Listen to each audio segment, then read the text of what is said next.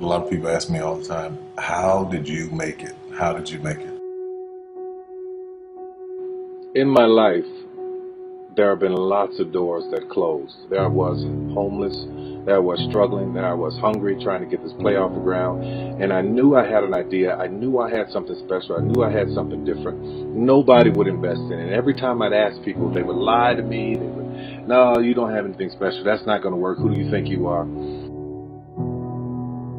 If there are people who are telling you what you can't do, this won't work, you won't be able to make it, that's not going to happen. Don't listen to them. And don't worry about when doors start to close.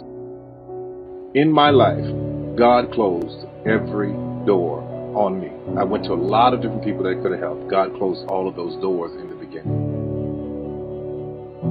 Sometimes in life, God wants your story to be such a miracle that He shuts down every avenue. Every door will be closed so that you can only go to Him for the answer. There is not one person, not even myself, that can claim that they made all of this happen for me. So many things had to fall in place. Me as a human being, I couldn't do it. I had to be in the right place at the right time, on the right street, on the right day. There is a strategic plan on your life when you pray and believe. Everything that is supposed to happen in your life will happen. If the doors are closing, there are times when it's God closing doors like a maze so that you're forced to go one way and only look to Him to know that it was Him that blessed you in your life. It's nothing but the grace of God. Nothing but the grace of God. You can go around giving your business card to people. You can go around knocking on doors and auditioning. You can do all of that every day of your life. You can plant seeds all day long. When a seed is planted in the ground, all you can do is water it. You cannot control the sunshine, you cannot control the weather, and you cannot control whether the locusts will come and try and destroy it. All you can do, water it and believe.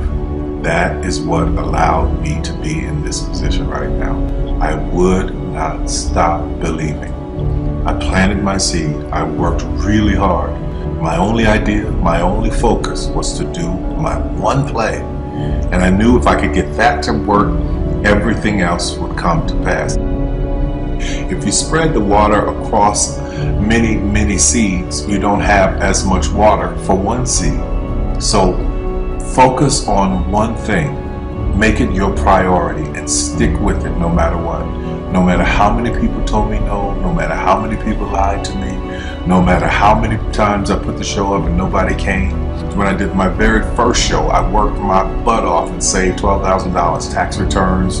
Thought that 1,200 people would come over a weekend and 30 showed up, and I knew every one of them. That was in 1992. 93, same thing happened.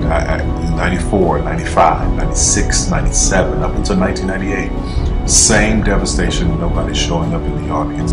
But I didn't stop. That didn't deter me. You cannot stop believing in any way. No matter what anybody says, no matter what anybody tells you, you have to know it beyond knowing it. When something's for you, there's a feeling that is deep down inside of you that will not allow you to let it go.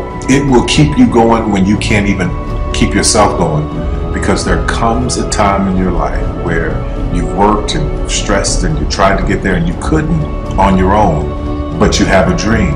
And that dream has to take on the belief for you because you can't do it by yourself. Don't stop. Narrow your focus to one idea, one, and make it work. That will give birth to all the others. All you can do is plant the seed and water it. God Himself has to give the increase.